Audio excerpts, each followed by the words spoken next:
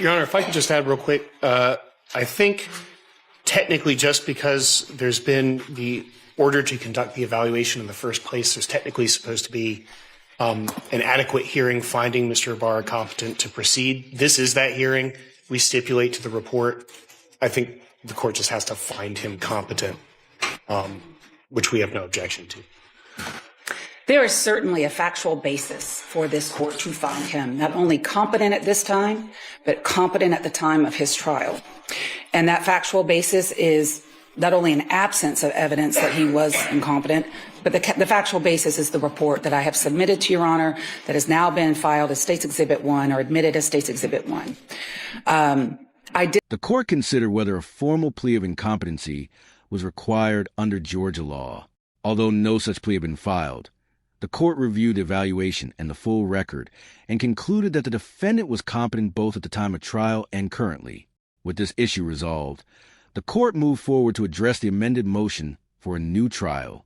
Disagree with defense counsel's interpretation of 17-7-130, especially as it has been recently amended by the Georgia legislature in July of last year. Both the Uniform Superior Court rules and our statute requires them to file a special plea of incompetency. When that happens, then the rules are triggered where we have a trial. What is contemplated in our statute is a bench trial, but either party would have the right to a jury trial on that issue, and it's a quasi-civil or civil criminal proceeding. I think based on our record at this point, it doesn't really matter. I just don't agree that they filed a special plea of incompetency requiring that finding, but you certainly have a factual basis to make that finding, and it seems to me that that's what they want you to do. So I would have no objection to you making that finding. I just don't think it is required by our statutes or the Uniform Superior Court rules. I agree in reviewing the pleadings. There was no special plea filed by the defense. However, the evaluation was done. That has been admitted. That has been reviewed by me. I will sign an order that finds the defendant is competent at this time and was indeed competent as well at the time of trial based upon the report and the other matters that are of record that the court has participated in, including Mr. Ibarra. Thank you, Your Honor. No objection. All right.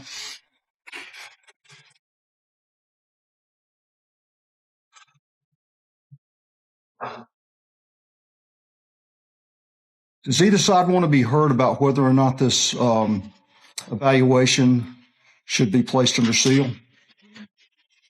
We would request it be placed under seal. State have a position? I won't oppose it, Your Honor, and defer to the court. Okay. I will place that under seal, but it will be part of the record. Thank you, Judge. All right. Does that take us then to the amended motion? To the amended motion for new trial, which you are ready. We do have one witness, Dr. Susan Ballard, who would be testifying via WebEx. Okay. Dr. Ruth Ballard. I apologize. Dr. Ruth Ballard. That's all right. Do you want anything preliminarily before? Preliminary for the court. We've raised 3 enumeration of errors. The first error was this honorable court's order denying a continuance violated Mr. The defense raised 3 alleged errors: violations of the Sixth and 14th Amendments, abuse of discretion in denying continuance, and a denial of motion to suppress cell phone evidence. The hearing, however, focused solely on the first 2 issues, with testimony from Dr. Ballard. The state supplemented the record with certified exhibits, which the court admitted prior to the start of testimony. Ibarra's Sixth Amendment rights to counsel and his 14th Amendment right to due process. Enumeration 2 is the court's order denying a continuance constituted an abuse of discretion. And count 3, the court erred when it denied Mr. Ibarra's motion to suppress that was heard prior to trial on the cell phone evidence. Today we are we have Dr. Ballard will be here to testify, and that her testimony goes to the first two enumerations of error. We're ready to proceed with testimony at this time. All right. Anything from the state? I do have some documents that I'd like to use to supplement the record as it pertains to enumeration of errors 1 and 2. I can do that when we're doing argument on the case because they are self-authenticating documents, or I could just do it now and then we'll take the testimony from Dr. Ballard and then we'll have argument. I'm assuming we're arguing after testimony. We would be requesting a briefing schedule. What we would ask for is after the transcript has been filed of Dr. Ballard's testimony to have a briefing schedule so we could submit a written brief. Okay, well, pretermitting your order on that, Judge, if I could then just go ahead so I don't forget, and it's just part of the record, should we brief it or argue it today, of the documents that I've shown to defense counsel. Was States Exhibit 2 and 3. One's already been admitted. No objection.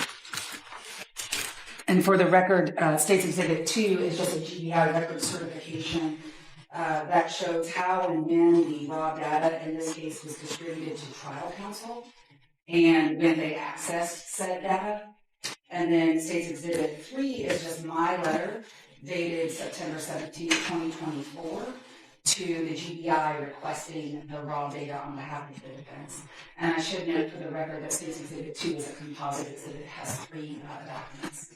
May I hand it to the court? That's fine. Just doing the court report. Thank you. Claims 2 and 3 are admitted.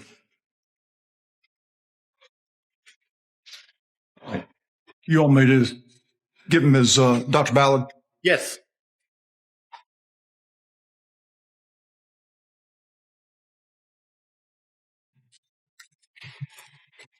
Your Honor, would it be better for us to question her at table or use the podium? That is good if you can do that because there's a microphone there. I understand you might be using the podium for a display. Yes. I can just go up there when I need to use it. That sounds It's only fine. one part That of it, sounds and it's fine. kind of, that would be fine. Let's see. Dr. Ballard, can you hear? I can. All right. The court then heard testimony from Dr. Ruth Ballard, who was sworn in as an expert witness. She outlined her extensive background in genetics and forensic DNA analysis, including decades as a university professor and her current work as a forensic DNA consultant. Her testimony focused on the evaluation of forensic evidence and on advising counsel regarding the strengths and limitations of DNA analysis in criminal cases. And you see Mr. Luttrell here? Do you see Mr. Luttrell, counsel? I believe so. Can you raise your hand? Yeah, okay. Yes, I do. All right. Dr. Ballard, can you hear me? Yes, I can. Okay. You may proceed. All right, Dr. Ballard, if you could please raise your right hand. Do you solemnly swear or affirm the testimony you're about to provide the court in this matter is the truth and the whole truth? You so swear or affirm? I do. All right. Dr.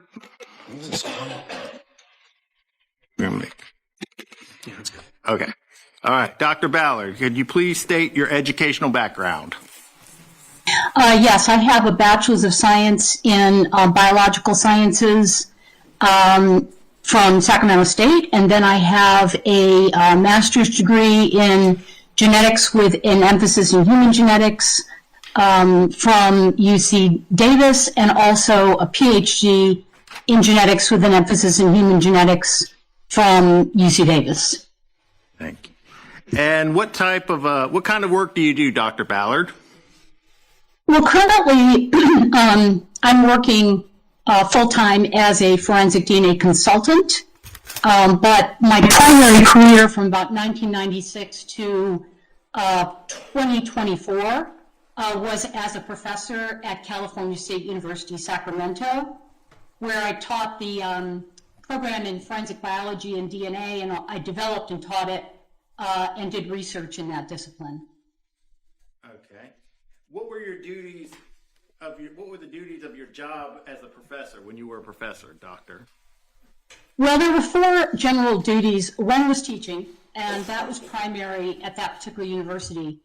So I did a lot of curriculum development and working with students in the classroom. And the primary thrust of what I was doing was to train students that wanted to become crime lab workers when they graduated from college. So the second part of that, and the important part, was research. So I ran a research lab both there, and actually I ran one for 5 years at UC Davis as well in their forensic biology or forensic science graduate program. And we studied various questions in forensic serology and DNA in the laboratory using the same technologies and approaches that are used at modern crime labs. We also got, professors are required to be involved in committees and university governance, and then I also did community service as well as part of my job. What are your duties in your role as a forensic serology and DNA consultant? So primarily what I do is that I do case reviews. And what those consist of is I get contacted by an attorney, usually a defense attorney. Those are the ones that contact me. And they say, you know, I've just been given some legal discovery around DNA evidence in my case, and I don't have a background in that, and I need an expert to look at it and tell me what the strengths and weaknesses of the prosecution's case are in terms of the DNA. Make sure the work was done correctly, that you don't have any issues with that, and then help me understand and interpret how this plays out, you know, in the particular, given the particular context of the case. So that's essentially what I do. That usually includes a review of any crime lab reports. Dr. Ballard explained the process of forensic serology and DNA analysis, detailing how analysts identify biological fluids, extract and purify DNA, and interpret results using modern software and probabilistic genotyping methods. She emphasized that forensic testing not only generates genetic profiles, but also provides insight into the manner in which biological evidence may have been deposited.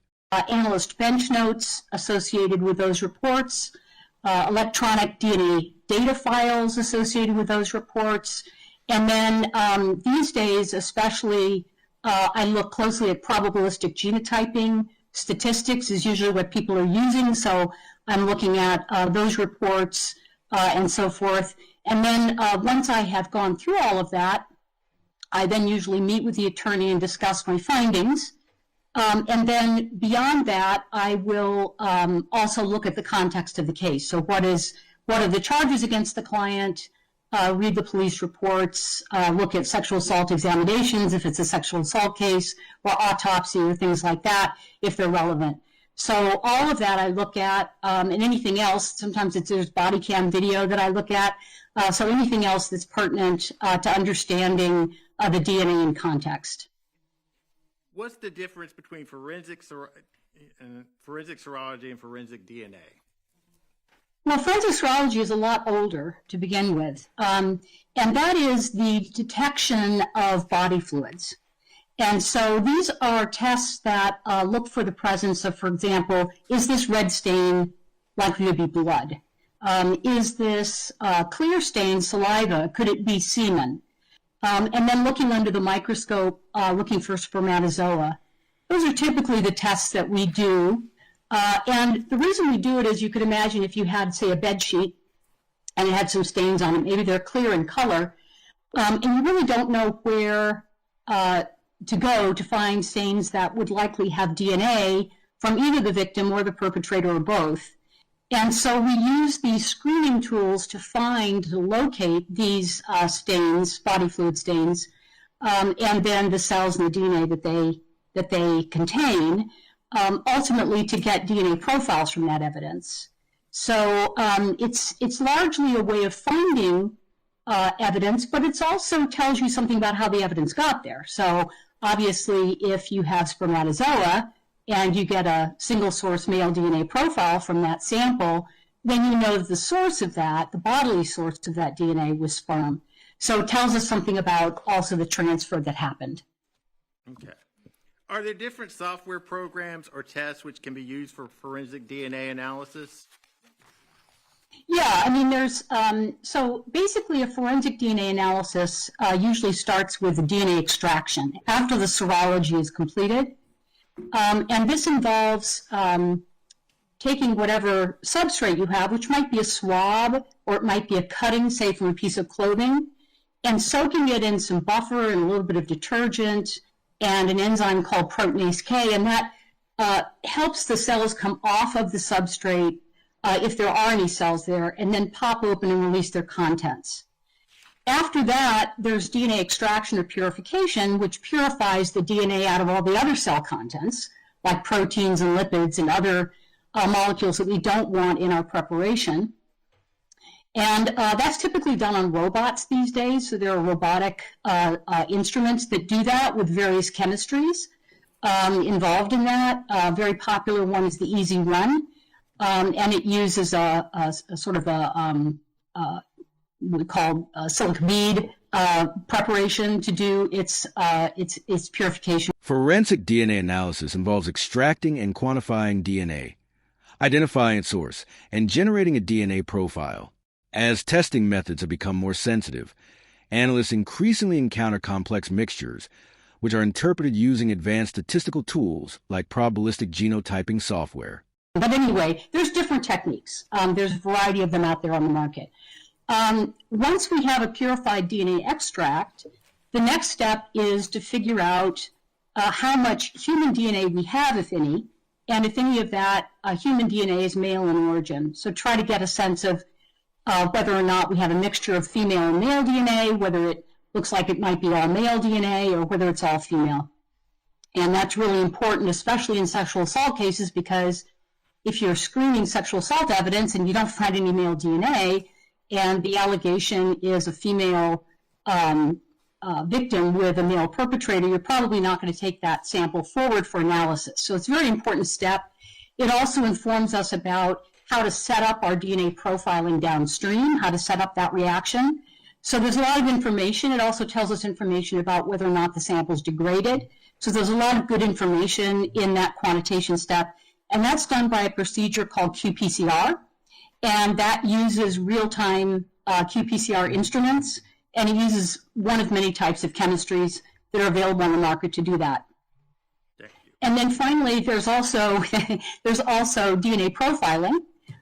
That's where we actually amplify short regions of DNA that are different in different people in the population. Those are called short tandem repeats. And we amplify those. We create millions of copies of them. And we do that on an instrument called a PCR instrument or thermocycler for the amplification. And then we move that over to a capillary electrophoresis instrument, which separates and detects the fragments and produces a DNA profile. And then we use computer software. GMAP or IDX is the most common one for analyzing the DNA profiles and making our interpretations. And then once that's completed, we may or may not use one of these probabilistic genotyping programs that allows us to do a more sophisticated deconvolution and analysis, especially if we get a complex low-level mixture of DNA. So all of those are used. There's also a bunch of kits on the market for doing DNA profiling. So there's options out there for different labs, and different labs use different ones, but they're all operating on sort of the same technology. Okay. What is your understanding of the TrueAllele software, so the TrueAllele program? So TrueAllele is a probabilistic genotyping program. And just to give just a little bit of background, when our chemistries and instruments started getting really sensitive, what we realized was that if we went and started swatting doorknobs and steering wheels and items like that, that people had merely touched, that we would oftentimes get very low amount of DNA, but we would be able to detect it, and complex mixtures, so mixtures of 3 or 4 different people. And at the time that we started to begin to detect it, we didn't have these probabilistic genotyping tools to assist us as analysts in our interpretation. And so it was really difficult. We had to do what are called manual. Interpretation of complex DNA mixtures has historically varied between laboratories, occasionally yielding different results from the same evidence. Probabilistic genotyping software, such as TrueAllele and StarMix, applies biological modeling and algorithms to deconvolute these mixtures and provide statistical confidence in matches. StarMix offers open training for analysts, whereas TrueAllele's training is more limited, though it has been widely adopted in laboratories since approximately 2015. Interpretations, and different laboratories around the country were doing them differently and coming up with actually different answers to the same profiles, which we found out when NIST started sending around a whole bunch of profiles to different labs and asked if they could get the right answer. So we knew there were some issues with our manual interpretations that we needed some help with it. And some of these big data companies got involved, and they used biological modeling, sophisticated biological modeling of how these profiles behave, and then also computer algorithms to deconvolute complex DNA mixtures into their component parts, and then compare persons of interest, victims, suspects, whoever, against those deconvoluted profiles to see whether people were included or excluded, and with what statistical weights or confidence we could say that. And so these tools have really been a big change to our profession.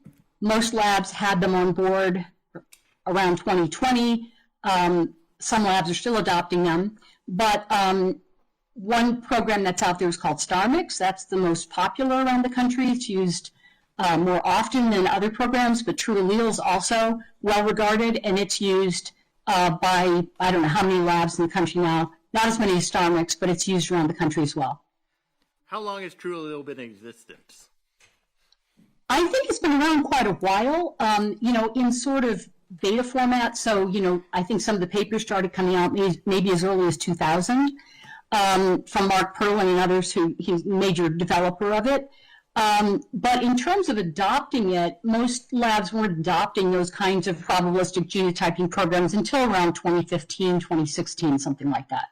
Okay. Now, the companies that design the DNA software for comparison, did they provide training for, open training for experts such as yourself to review how they collect and analyze the data? Well, so StarMix does. StarMix has two trainings. They have an introductory training, which is a week-long training, and they also have a virtual advanced training, and I've taken both of those. And as an independent DNA expert, I was permitted to sit in on those and participate as a full participant. And I was able to purchase the software, and I was able to use it in my own laboratory at Sacramento State, and then I also use it in my work as an expert. TrueAllele is a little bit different. Cybergenetics, and I'm not saying there's anything wrong with the company. I'm not saying anything bad about them, but they don't have an open training for analysts like myself. Now, that being said, they've been helpful to me when I've had questions. It's just that when I asked if I could purchase the software and if I could become fully trained, they're not doing that yet for independent experts, at least at the time that I inquired about it, which was fairly recently, within the last year. So I'm not. Dr. Ballard has extensive experience in forensic DNA analysis and has testified in over 50 cases across multiple states. While her formal training in TrueAllele is limited, she has conducted research comparing TrueAllele and StarMix and consults with the software developers when necessary. She is a recognized expert in StarMix and typically provides testimony for defense attorneys in criminal cases, as prosecutors generally rely on crime lab analysts. I admit today, I do not consider myself to be a top expert on TrueAllele. I have done a research study with a student at UC Davis and a colleague named Dr. Ruth Dickover, who used to run the Kern County Crime Lab. She was the DNA technical lead there, and they use TrueAllele. So I learned a lot about TrueAllele from her, and during the course of that project where we compared the performance of TrueAllele and StarMix. But I have not taken any formal training from cybergenetics for TrueAllele. And when I have a case that involves TrueAllele, I usually contact them and get advice on reading the reports and things like that, just to make sure I'm getting it right. I do consider myself to be a good expert on StarMix, which is the other probabilistic genotyping program, and they operate under similar guidelines, but there are a number of substantial differences as well. All right. And have you testified as an expert in forensic serology and DNA? Yes. Okay. And how many times have you testified as an expert? I think as of today, about 53 or 54. Okay.